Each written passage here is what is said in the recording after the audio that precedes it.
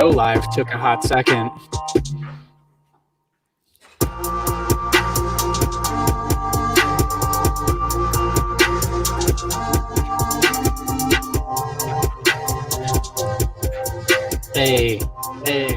Hey. What is up, everybody? Happy Monday. Welcome back to another edition of Happy Hour. I'm your host, Hayden Humphrey, and I am very excited to have my good friend, colleague, fellow business owner, and roommate, Mr. Kristian Altuve. Hey, happy Kristian, how the heck are you? I'm hecking good, man. I'm really Love good. it. Dude, the thing that I noticed immediately was both of us are wearing shirts that have logos and or say something. Do you want to tell us about what's on your shirt? This is Beat the Streets. Yeah, they're a nonprofit in Chicago that I've been doing a lot of filming and storytelling for, and I'm currently organizing their June fundraising gala. It's going to be a Crowdcast live event experience, so I'm pretty excited about it. Heck yes, dude. Yeah, I love your that. shirt? My shirt is Ohio University Business Week. Yes. Down to biz. Let's get down to biz. This is the 2014 edition. One of the best years, in my opinion. Not quite 2013, but you know, not every year can be 2013. Yeah, so 2013 was something. It was something. Well, Kristian, the question that I love to start this show off with, as you know, and the question that I'd love to ask you right now is, what's making you happy right now? Just standing. I'm a simple guy. Standing makes me super happy right now. I am. I have to tell everyone who's listening, they can't see your setup, but I'm highly jealous of the desk that you now have. For those of you who can't see, Kristian has a standing desk that he ordered, and highly jealous. I literally am like, I'm gonna have to buy one of those now. Right, dude. Makes a big difference. It does. Yeah, that's awesome. Let's see what's making me happy right now. I think the thing that I've noticed is especially today, I had a full weekend of doing stuff. I was training through this coaches training program that I'm associated with. So I had some calls today, but I'm trying to take the majority of the day off, and I think I've accomplished that. And that's been really nice. Like actually being able to intentionally be like, hey, I'm going to give myself the room and the space. And even if I get caught up in the working and the anxiety, I'm just going to take a step back and come back to this idea of resting. The other thing that's making me very happy today was I had a conversation with a gentleman who does branding. And his whole thing is he supports people in understanding their one word, which is kind of like your core value or the core value that you bring to other people. And I got my core value today, and my core value is uplifter, which I thought was awesome and just so resonated with me on a very great level. So that's making me very, very happy. I'm stoked about you to get that new clarity on your brand. Thanks, dude. It's fun. It's very, very fun. Closely related follow-up question, Kristian, what are you most grateful for today? Wow. Just going for a run, taking a slow morning. Just like, grateful for being able to decide to take the first half of the Monday off if I need to. So that was awesome. I went on a nice long run today, really nice, easy pace. And that just, the feeling that just made me feel alive again. So super grateful about that. Love that, man.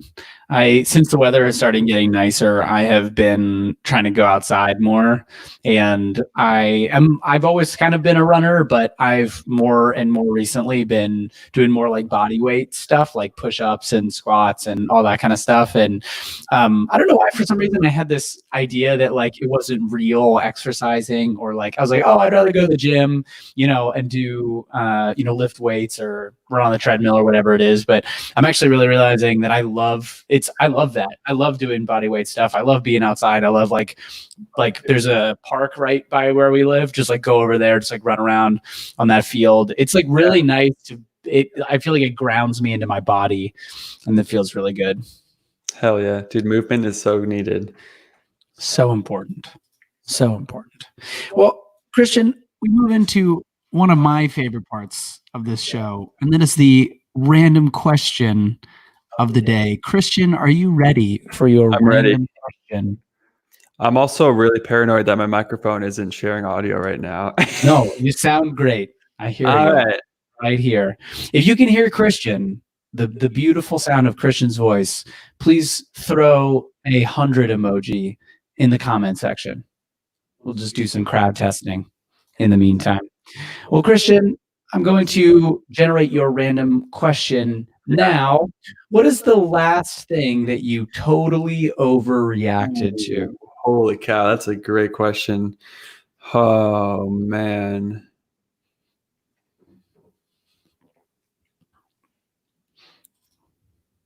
I feel like I'm underreacting now. All right. Dang. I'm trying to. It's a hard question because I don't really consider myself someone. I don't know. When I think of overreacting, I think of anger, and I don't really experience anger very often. So I haven't really been angry. Wow.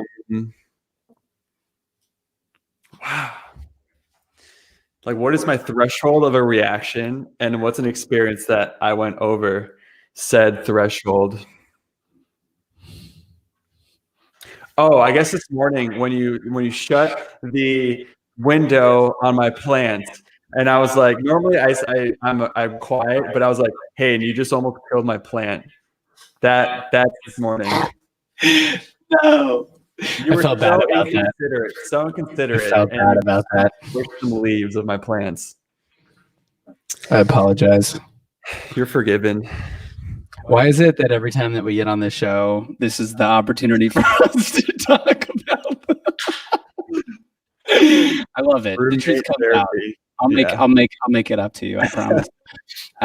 What's the last thing that I totally overreacted to? It's funny. I actually have a really hard time with this question because I think similar to you, I have like a very high threshold for what it takes to like trigger me. Man, honestly, it might have been like last year. I think it was just like a coaching conversation I had with someone. And do you have something? I just thought of a way to reframe this question, but Yes. I just want to, maybe we can answer this question for each other because we're around each other. It's like, when you thought I was the last time I overreacted, and when I thought you overreacted? Oh, okay. Do you have one? No. Maybe we'll do some research and then report back. Yeah. Okay. So carry on. Well, the second random question of the day: do you or did you in the past have any strange habits?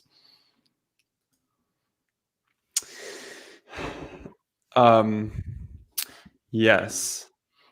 Well, I guess if we go way back when I was a youth and I had my wooden bunk bed, I absolutely loved picking my nose and saving the boogers underneath the wood panels. You saved them. Was it for something in particular? Or was it No, it was just the satisfaction of it. And then like the next day when it would get all hardened and I'd like just feeling the texture of like the hardened boogers.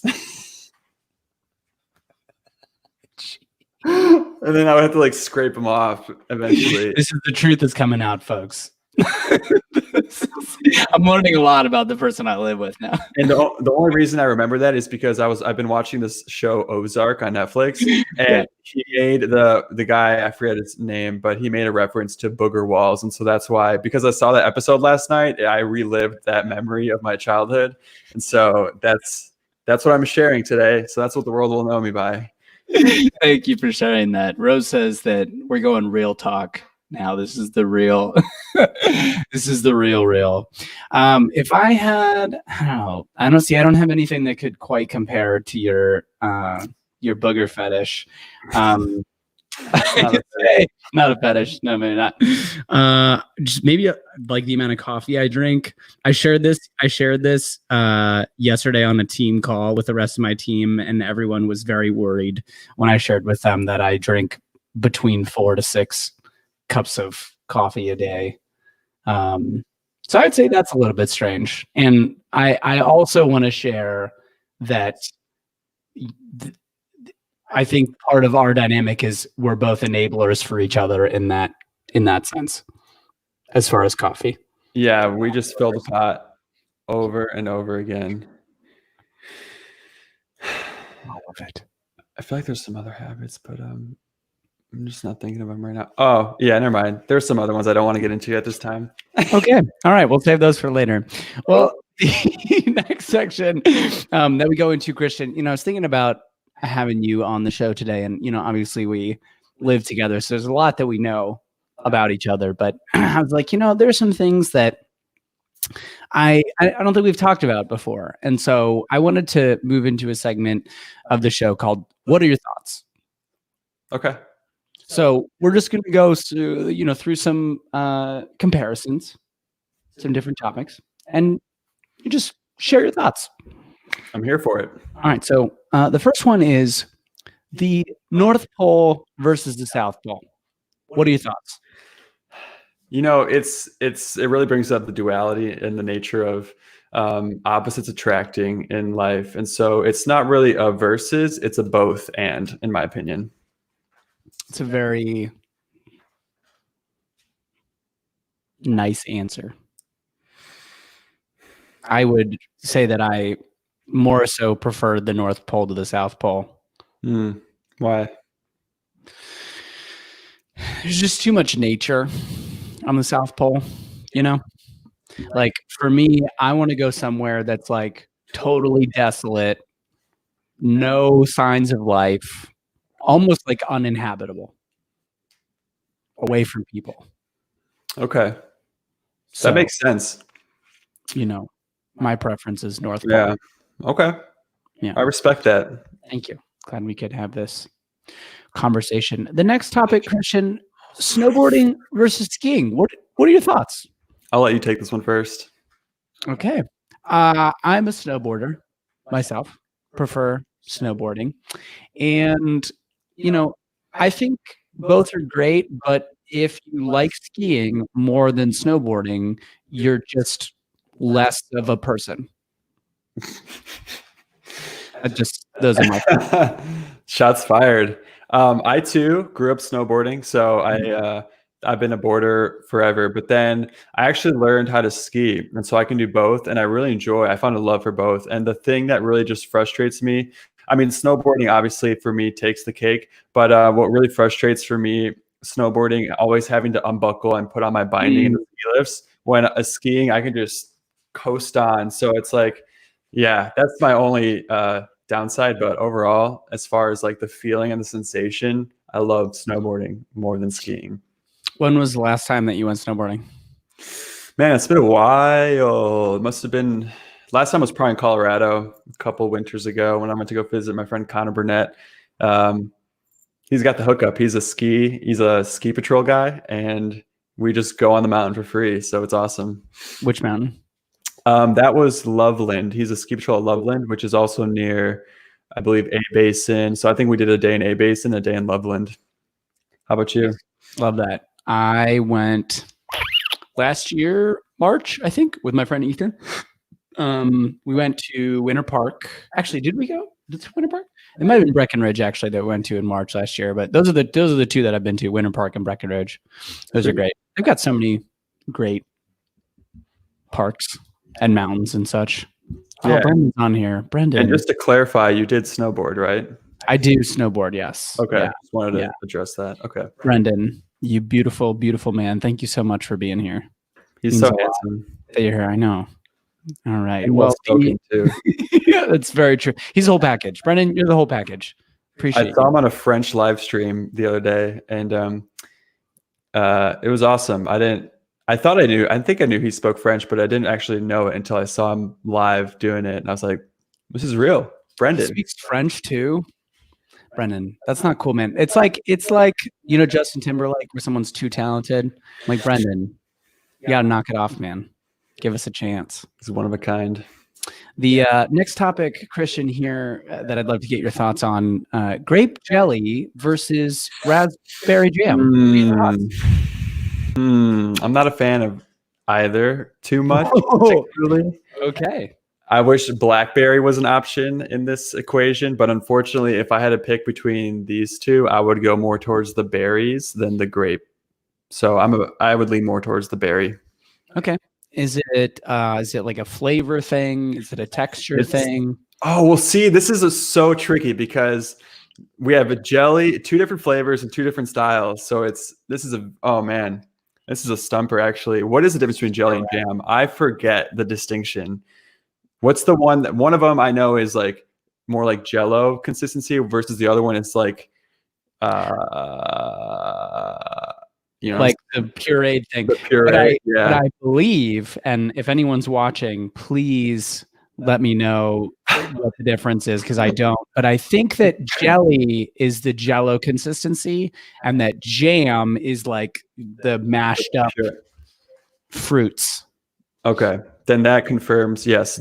Jam based on that definition and raspberry based on flavor. Got it. But in your ideal world, it's blackberry jam. Correct. It's delicious. I love that. Kristian, the last topic here is it's kind of a doozy. And I'm not trying to like freak you out, but I just want to warn you. It's kind of a controversial topic. Okay. And I saved it for last because I just, it says a lot about your character and who you are as a person. So the question here is pens versus pencils. Mm-hmm. Your thoughts? Mm-hmm. My position on this topic has changed over the years.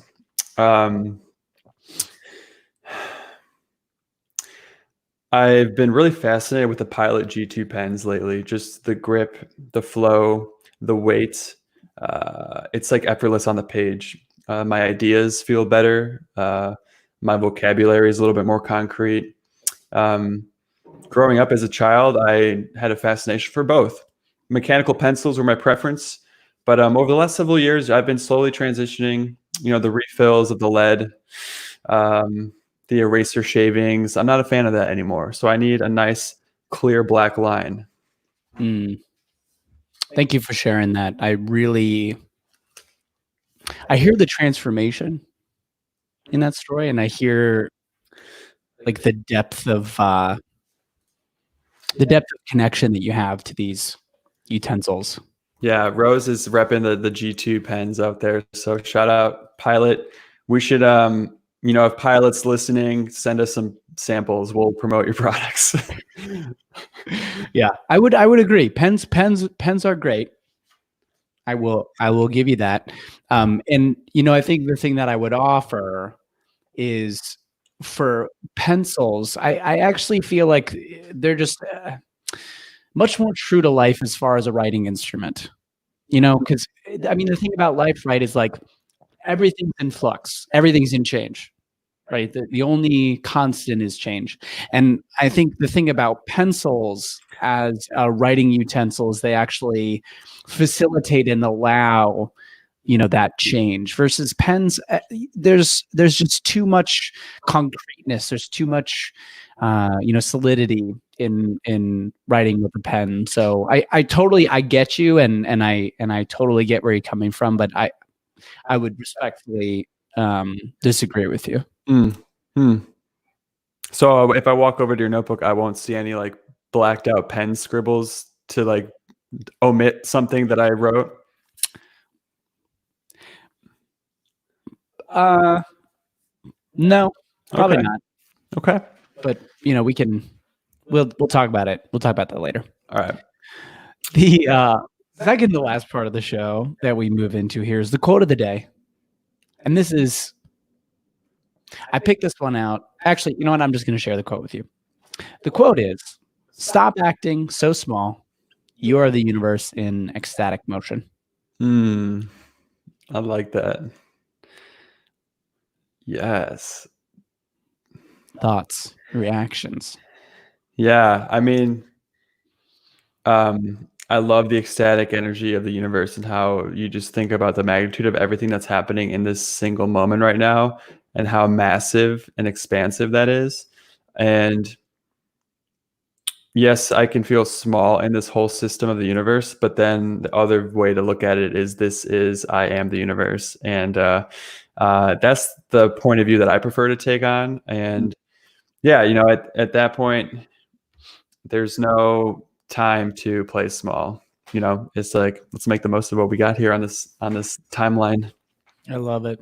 Yeah, what comes up for me in this quote is this idea of losing your sense of self in story and like human created construct and interpretation versus the thing that I'm realizing more and more is like, oh, there's actually like an expansiveness to all of these things.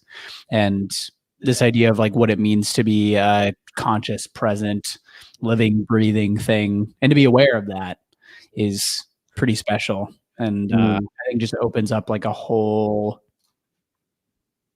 nother level of thinking and a whole nother place to come from. Super Bowl level, according to Brendan. Is there a Super Bowl for thinking, or is that just football? Let's make one. We should make one. The Thinking Bowl. Think Bowl.